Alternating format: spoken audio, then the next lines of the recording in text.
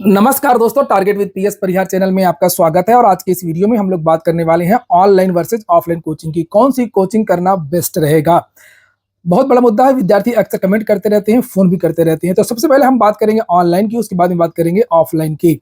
और जो भी बात होगी वो बिल्कुल निष्पक्ष तरीके से होगी। सबसे पहले बात करते हैं ऑनलाइन की। हर चीज के दो एस्पेक्ट होते हैं, दो पहलू होते हैं। हर चीज के फायदे हैं, हर चीज के नुकसान है। पहले ऑनलाइन के फायदे देख लेते हैं और उसके बाद में फिर ऑफलाइन पे चर्चा करेंगे। तो ऑनलाइन के फायदे क्या हैं? ऑनलाइन का पहला फायदा तो यही है कि ऑनलाइन में समय बचता है। ऑनलाइन में समय बचता है, चूंकि ऑफलाइन में जब आप कहीं आएंगे जाएंगे तो उसके पहले भी आप लोगों को तैयार होना होना होते हैं। आप लोग उसमें थोड़ा सा समय लगता है। तैयार होने के बाद में ट्रेवलिंग में जो समय लगता है वो टाइम लगेगा, फिर कोचिंग में, फिर लौटने में। तो ये चीजें ऑनलाइन में नहीं होती हैं। ऑनलाइन में आप किसी भी पोजीशन में, घर में, अपने टेबल में, अपने मोबाइल के द्वारा अच्छा नेट आ रहा है तो सीधे किसी भी स्थिति में आप लोग इसे ज्वाइन कर सकते हैं। आपका जो टाइम है वो बच जाएगा। केवल जितनी देर क्लास चलेगी वही टाइम आपका जो पढ़ाई का है वही यूज होगा। दूसरा, ऑनलाइन का जो दूसरा फायदा है वो टाइम, पहला टाइम। दूसरा जो सबसे बड़ा फायदा है वो ये कि ये ऑफलाइन से ये सस्ता पड़ता है। आपने देखा होगा बड़ी बड़ी कोचिंग संस्थान जिनके फीस बहुत महंगी है ऑफलाइन की, उन्हीं संस्थानों की जो ऑनलाइन जो फीस है वो कम है। तो एक तो ये कि आपको पैसे बचेंगे, पहला आपका समय बचेगा। और जो तीसरा फायदा है आप लोगों को कि आपको किसी शहर नहीं जाना है। आप किसी भी गांव, कस्बे या शहर में रह रहे हैं, आप लोग वहीं से बड़ी कोचिंग का कोर्स लेकर के तैयारी कर सकते हैं। अब बात हम लोग कर लेते हैं इसके नुकसान की। ऑनलाइन का नुकसान क्या क्या है? ऑनलाइन में अगर आप डिसिप्लिन्ड हैं तो तब तो आप लोग ऑनलाइन करिए। और क्योंकि इसमें डिस्ट्रैक्शन बहुत होता है। आप मोबाइल लिए बैठे हैं, आपका मन चंचल है, ये हुआ कि थोड़ी देर कुछ और देख लेते हैं, या चाय पी लेते हैं, या आपके कमरे में कोई आ गया, किसी ने बुला लिया, तो डिस्टरबेंस हो जाता है ऑनलाइन में।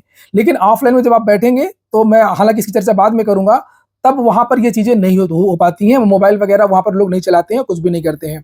तो ऑनलाइन में डिस्ट्रैक्शन हो जाता है। दूसरा, जैसे मैंने बताया कि डिसिप्लिन्ड अगर आप हैं तब तो ठीक है, अगर डिसिप्लिन्ड नहीं हो तो भी समस्या है। कि अगर आप, बहुत सारे विद्यार्थियों की आदत ये होती है कि फास्ट फॉरवर्ड करके पढ़ाई करते हैं, 1.5 1.2। तो इससे चीजें अच्छी नहीं होती हैं, अच्छी तरीके से दिमाग में बैठ नहीं पाती हैं, समझ में नहीं आती हैं, जल्दबाजी में विद्यार्थी रहते हैं। तो फास्ट फॉरवर्ड करके विद्यार्थियों को पढ़ाई नहीं करनी चाहिए। और जो तीसरी बात है कि इसका जो नुकसान है तीसरा, वो ये है कि अच्छे दोस्तों का साथ, जो अनुभवी हैं, जो चयनित हैं, जिन्होंने प्री मेंस निकाला है या कई एग्जाम्स निकाल चुके हैं, उनका एक्सपीरियंस, उनका अनुभव, उनका सानिध्य नहीं मिल पाता है।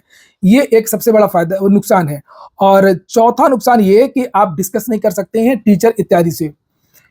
अ, हालांकि आजकल उतना ज़्यादा ज़रूरत नहीं है डिस्कशन की, नेट पे सब दिया हुआ है। कुछ चीज़ें समझ में नहीं आती हैं तो आप उसको नोट कर सकते हैं, उसको नेट पे सर्च कर सकते हैं, वैसे निकाल सकते हैं। लेकिन डायरेक्ट आप डिस्कस नहीं कर सकते हैं ऑनलाइन में। ना तो आपको वहाँ पर दोस्त मिलेंगे जिससे आप पूछ सकें, और ना ही वहाँ पर टीचर कोई जवाब देगा, क्योंकि बहुत सारे टीचर्स को, बहुत सारे बच्चों को ऑनलाइन पढ़ाता है। ऑनलाइन उनके लिए ज़्यादा फायदेमंद है जिन्होंने पहले से थोड़ा पढ़ा हुआ है अच्छे तरीके से। तो ये हो गया ऑनलाइन के फायदे और नुकसान। कि आपका समय बचेगा, आपका पैसा बचता है, आपको किसी शहर जाने की आवश्यकता नहीं है। ये ऑनलाइन के फायदे हैं।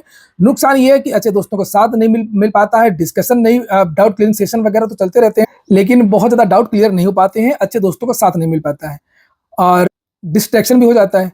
ऑफलाइन के फायदे अब देख लीजिए। ऑफलाइन ऑफलाइन में पहले हम लोग फायदे की बात कर रहे थे। सबसे बड़ा फायदा ये है कि ऑफलाइन क्लास में एक पढ़ने का माहौल मिल जाता है, पढ़ने वाले लोगों का साथ मिल जाता है। और ऑफलाइन में जब टीचर आपके सामने डायरेक्ट कोई बात बताता है तो वो ज़्यादा अच्छी तरीके से आपके दिमाग में कलेक्ट होती है, वो बात ज़्यादा समझ में आती है, और आपकी जो स्थायी मेमोरी है उसमें बैठ जाती है। आपको याद आ रहा होगा जब आप हाई स्कूल, इंटर में जब पढ़ाई कर रहे होंगे, तब की बहुत सारी बातें जो टीचर्स ने आपको बताई थी, नई नई ट्रिक्स वगैरह, बहुत सारी चीज़ें वो आज भी आपको याद होंगी।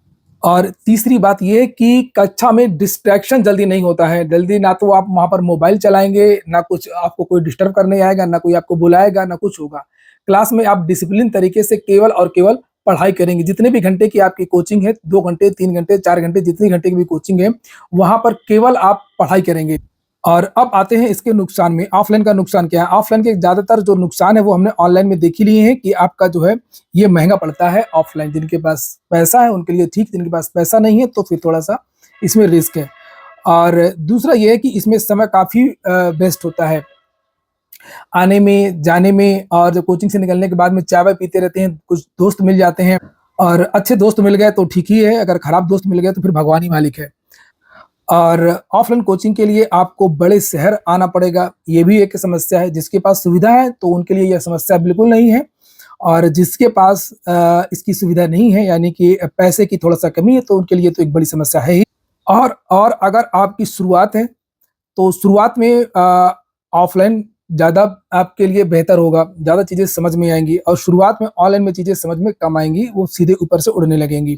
तो यहाँ से आप लोग समझ सकते हैं दोनों के फ़ायदे हैं, दोनों के नुकसान हैं, आपकी क्षमता के ऊपर डिपेंड है कि अ, क्या चीज़ आपके लिए बेस्ट रहेगी। कुछ छात्रों के लिए ऑनलाइन बेस्ट रहेगा, जैसे जो विद्यार्थी डिसिप्लिन तरीके से पढ़ाई कर सकते हैं, जिनका पहले से थोड़ा-सा पढ़ा हुआ है सिलेबस, उनके लिए ऑनलाइन ठीक है। जिनके पास थोड़ा-सा पैसे की भी समस्या है, उनके लिए भी ऑनलाइन ठीक है, गाँव के हैं, छोटे कस्बे के हैं।